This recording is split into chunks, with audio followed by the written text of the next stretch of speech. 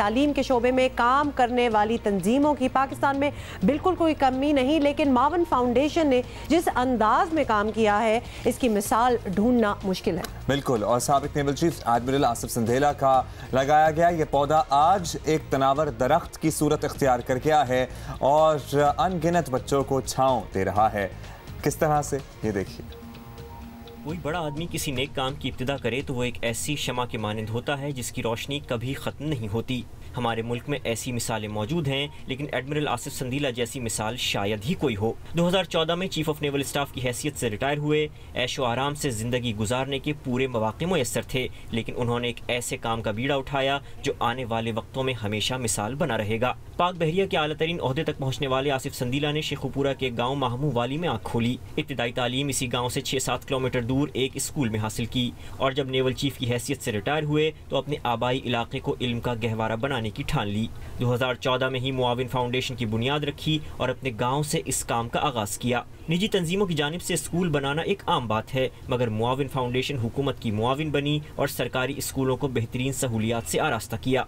स्कूलों में बुनियादी सहूलियात की फराहमी के अलावा कंप्यूटर लैब्स, नए क्लासरूम्स, फर्नीचर और खेलों के मैदान समेत हर वो चीज़ सरकारी स्कूलों को मुहैया की जो उन्हें किसी भी अच्छे स्कूल के मुकाबले में ला खड़ा करती है। तलबा के साथ साथ असातिज़ा की तरबियत और उन्हें बेहतर माहौल की फराहमी पर भी काम किया गया और रिवायती तालीम के अलावा टेक्निकल तालीम का भी खास बंदोबस्त किया गया, जिसके तहत कई तलबा और तालिबात ने रोज़गार हासिल किया। अच्छाइयों और आसाइशों का यह सिलसिला रुका नहीं है बल्कि मुसलसल आगे बढ़ रहा है। अच्छा जी, चेयरमैन मावन फाउंडेशन साबिक नेवल चीफ एडमिरल आसिफ संदेला और मावन फाउंडेशन के डायरेक्टर साबिक वफाकी सेक्रेटरी हामिद अली खान हमारे साथ हैं। They are joining us from Islamabad. Admiral साहब, सबसे पहले मैं आपसे बात का आगाज़ करना चाहूँगी। जियो पाकिस्तान में वेलकम। सबसे पहले तो अक्सर लोग हमने देखा है कि रिटायरमेंट के बाद आराम की ज़िंदगी गुजारते हैं, किताबें लिखते हैं, दुनिया घूमते हैं। आपने ऐसा बिल्कुल भी नहीं किया, क्या राज है इसके पीछे, क्यों नहीं? पहले तो जियो का बहुत शुक्रिया कि आपने हमें यहाँ पे आने का मौका दिया। सिर्फ हम ही नहीं, इस मुल्क में बहुत लोग हैं जो बहुत अच्छा काम कर रहे हैं, तो अल्लाह करे कि सब कामयाब हों। तो हमारी कोशिश ये है कि प्राइमरी और सेकेंडरी तालीम जो है गवर्नमेंट स्कूल में उसका हम मेयार बेहतर करें और बच्चों को कोई हुनर सिखाएं ताकि वो अपना कोई पाँव पे खड़े होने के काबिल हो सकें। तो हमारा काम कोई बिल्डिंग बनाना नहीं है, कोई बड़े स्कूल बहुत बना रहे हैं लोग। हम सिर्फ गवर्नमेंट स्कूल में तालीम के मेयार को ठीक करने में कोशिश कर रहे हैं और हमारा असल जो फोकस है वो है असातिज़ा पे कि उस्ताद होने चाहिए, उनकी तरबियत होनी चाहिए और उनको सुपरवाइज़ करना चाहिए। ये मेन फोकस है हमारे काम का गवर्नमेंट स्कूलों में। अच्छा एडमिरल साहब, आपने ज़बरदस्त बात की है क्योंकि बहुत से लोग काम करते हैं लेकिन फिर वो बहुत लंबा प्रोसेस है अपने स्कूल स्टैब्लिश करना, उनको चलाना। लेकिन जो सरकारी स्कूल हैं जहां पर वालिदैन ऑलरेडी बच्चों को भेज रहे हैं उनको अडॉप्ट करना, this is a great idea. हम आएंगे अब डायरेक्टर मोमिन फाउंडेशन के साबिक वफाकी सेक्रेटरी हामिद अली खान साहब की तरफ। हामिद खान साहब, आइडिया तो हम एडमिरल साहब ने हमें बता दिया क्या था, लेकिन इस आइडिया को इम्प्लीमेंट कैसे किया फिर? कितने गवर्नमेंट स्कूल्स हैं जो इस वक्त आपके ज़ेरे निगरानी हैं? वहाँ पे आप क्या सहूलियात फराहम करते हैं? We are interested to know that. बिस्मिल्लाहिर्रहमानिर्रहीम। बहुत शुक्रिया सर। मैं इसी नुक्ते को आगे बढ़ाते हुए ये बात कहना चाहूँगा एडमिरल साहब के पॉइंट ऑफ व्यू को कि हमने गवर्नमेंट स्कूल क्यों लिए। गवर्नमेंट स्कूल हमने इसलिए लिए कि जो आपकी लार्जर पॉपुलेशन का सेगमेंट है, तकरीबन 80 से 84% जो गवर्नमेंट स्कूल से मुंसलिक हैं प्राइमरी और सेकेंडरी में। हमारा दूसरा मिशन या एक मकसद ये था, हम वो स्कूल लेते हैं जो कि पसमानदा इलाके हैं, इकोनॉमिकली डिप्राइव्ड हैं, मार्जिनलाइज क्लास है, तो वहाँ पे गवर्नमेंट स्कूल के कोई ओवरऑल कंडीशंस, एनवायरनमेंट अच्छा नहीं है। तो हमने इसको ये मकसद बनाया कि गवर्नमेंट स्कूल में ये चीज़ें क्वालिटी ऑफ एजुकेशन बेहतर की जाए और जो लोग डिप्राइव्ड हैं उनको बेहतर हाथ की जाए। तो इनिशियली हमने एडमिरल साहब के गांव में मेमू वाली में ये शुरू किया। हमारा मॉडल यूनियन काउंसिल लेवल का है। हम इसको स्कैटर्ड फॉर्म में नहीं लेते, एक कॉम्पैक्ट शक्ल में जाते हैं। पहले यूनियन काउंसिल में जाते हैं, फिर साथ वाली यूनियन काउंसिल में जाते हैं। तो मेमू वाले में हमने पहले 3 स्कूल लिए, फिर 7 लिए। अभी इस वक्त हमारे पास तकरीबन 11 स्कूल हैं और उसके अंदर हमारा बुनियादी जो मकसद है, उसका बुनियादी जो हमारा न्यूक्लियस है वो टीचर्स ट्रेनिंग है। हम समझते हैं कि जब तक टीचर्स की ट्रेनिंग तरबियत बेहतर नहीं होगी उससे क्वालिटी ऑफ एजुकेशन नहीं आएगी। जिस तरह हज़रत अली करमुल ने फरमाया कि मैं हर उस शख्स का ग़ुलाम हूँ जिससे मैंने एक लफ्ज़ भी सीखा, जिससे मुझे ज़िंदगी की ABC सिखाई।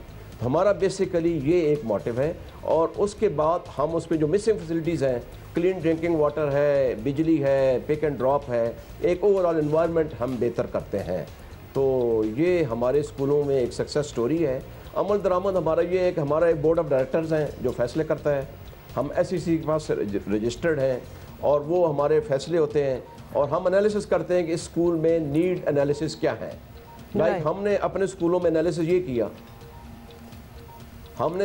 किया, तजिया ये किया कि तकरीबन हमारे स्कूल में 22% ब्लैक बोर्ड नहीं है, हमारे स्कूलों में 26% क्लीन ड्रिंकिंग वाटर नहीं है, स्टूडेंट टीचर रेशियो तकरीबन 70 स्टूडेंट्स एक के ऊपर हैं, बच्चियां जो हैं वो 3 किलोमीटर दूर से आ रही हैं। बिल्कुल, let us bring एडमिरल साहब in the fold of this conversation as well. और बड़ी ज़बरदस्त आपने ख़ास तौर पे हामिद साहब में टीचर ट्रेनिंग की जो आपने बात की है वो बहुत अच्छी है, बिकॉज अगर दुनिया में भी अगर आप देखें तो बच्चों की सक्सेस, एजुकेशन की सक्सेस तभी होती है जब टीचर्स इतने क्वालिफाइड हों और इतना शऊर हो कि वो उन बच्चों को अपनी तरफ माइल कर सकें और अच्छी एजुकेशन इम्पार्ट कर सकें।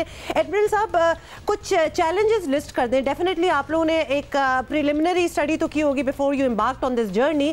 टीचर ट्रेनिंग इज़ वन कि डेफिनेटली हमें चाहिए बेहतर टीचर्स हों और हमारे बैकवर्ड पसमानदा इलाकों में भी जो स्कूल्स हैं उनमें भी स्टेलर किस्म के टीचर्स हों। और क्या चैलेंजेस हैं? मेन चैलेंज जो है ना वो तो बेसिकली है उस्ताद गवर्नमेंट स्कूल के जो हैं नहीं, अगर हैं तो आते नहीं, आते हैं तो पढ़ाते नहीं, पढ़ाते हैं तो ठीक नहीं पढ़ाते। इसके अलावा जैसे कमरे कम हैं, बच्चे ज़्यादा हैं, फर्नीचर नहीं है, पानी नहीं है, वॉशरूम्स नहीं हैं। तो हमारे मॉडल में 3 चीज़ें हमने मस्ट रखी हैं। नंबर 1 टीचर, या टीचर होंगे जहां हम काम करेंगे, कम होंगे तो हम हायर करेंगे, इनकी ट्रेनिंग करेंगे और इनके काम को सुपरवाइज़ करेंगे। जहां हम जाएंगे वहां पे फंक्शनल टॉयलेट हम मेक श्योर करेंगे कि हैं, अगर कम है तो हम कंस्ट्रक्ट। Very important.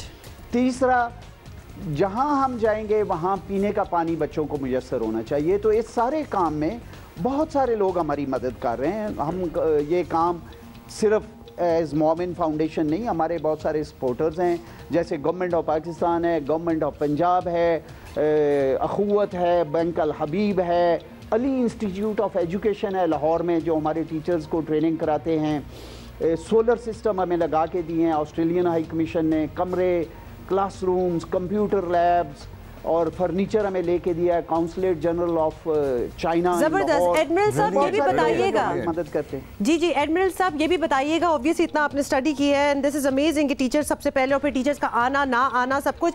रेशो बताइएगा बच्चों और बच्चियों का, क्योंकि हमने अक्सर सुनने में हमें यही आता है कि जहाँ पसमानदा इलाकों की बात हो तो वहाँ बच्चे, लड़के, मेल स्टूडेंट ज़्यादा होते हैं और बच्चियाँ बिल्कुल ही प्राइमरी के बाद घर चली जाती हैं। ऐसा ही है कुछ?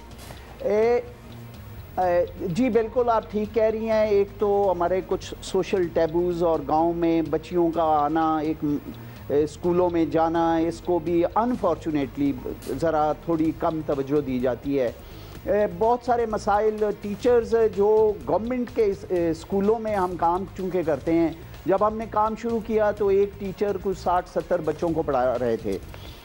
हमने अब कोशिश हमारी ये है कि 30 से 40 बच्चों पे एक टीचर मिनिमम हो, ताकि वो तवज्जो भी दे सके, उनको पढ़ा सके। और जो लड़कियां ख़ास तौर पे हमारे स्कूलों में आती हैं, हम उनके ऊपर ज़रा थोड़ी तवज्जो और देते हैं, क्योंकि वो कहते हैं ना कि अगर एक बच्ची को आपने तालीम दी तो एक पूरे ख़ानदान को आपने ठीक किया। तो हमारी कोशिश ये है कि बच्चे और बच्चियों दोनों पे, लड़कियों पे ख़ास तौर पे। और मैं एक और बात आपको बताना चाहता हूँ कि हमारे सब स्कूलों में सोलर लगे हुए हैं, क्यों पानी का इंतज़ाम है, बिजली लोड शेडिंग कोई मसला नहीं है। और कोशिश हमारी ये है कि ज़्यादा से ज़्यादा, मैं एक आपको मिसाल दूं कि जब मेरे गांव में हमने शुरू किया तो लड़कियां थी 140, 6 महीने के अंदर अंदर वो 340 हो गई और इस वक्त 400 से ज़्यादा हैं।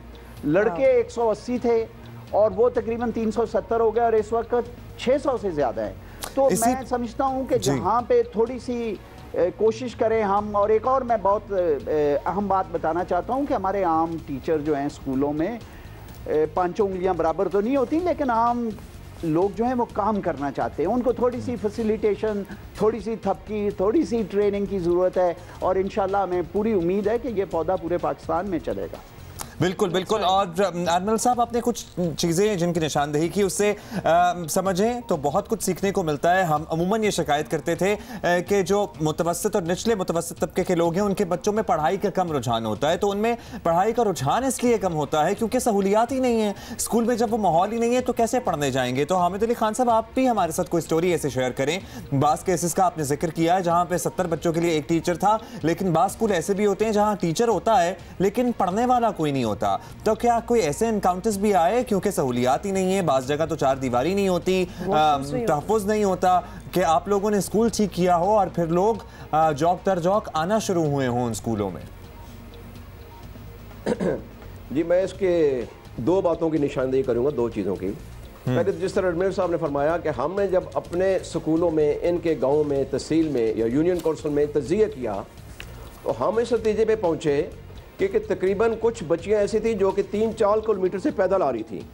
तो हमारी देहाती कल्चर में पेरेंट्स का एक सोशल बैरियर है कि 3 किलोमीटर पैदल बच्चों के लिए आना एक इनसिक्योरिटी है, फिर आगे उसमें क्लीन ड्रिंकिंग वाटर नहीं और बाथरूम नहीं है। तो हमने पहले ये देखा कि ये क्यों नहीं बच्चियाँ आ रही हैं। तो एक तो सर पॉवर्टी, गुर्बत है, दूसरा एक मेंटल बैरियर था कि सिक्योरिटी नहीं है मेरी बच्चों की, तीसरा वहाँ पे बाथरूम ही नहीं था। तो हमने इनको चीज़ों को पहले एड्रेस किया, पिक एंड ड्रॉप दी उनको। फिर हमने एक एडवोकेसी कैंपेन चलाई, वहाँ पे हम एक सेमिनार्स कराते हैं। हम रवायती तालीम के अलावा एक चीज़ मैं और बताना चाहता हूँ, रवायती तालीम के अलावा हम और एक्स्ट्रा करिकुलर एक्टिविटीज़ भी उसके अंदर हमने रखी हुई हैं।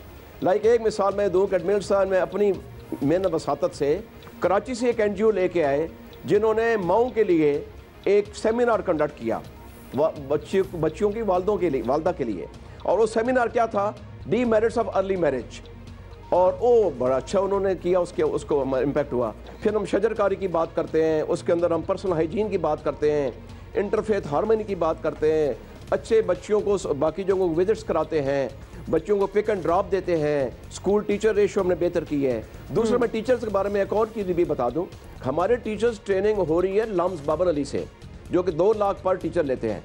हमसे वो इतने मुतसर हैं, हमसे वो पैसे नहीं लेते, हम खुद उनको थोड़े बहुत पैसे देते हैं। और उसके मोटिव एक ही है।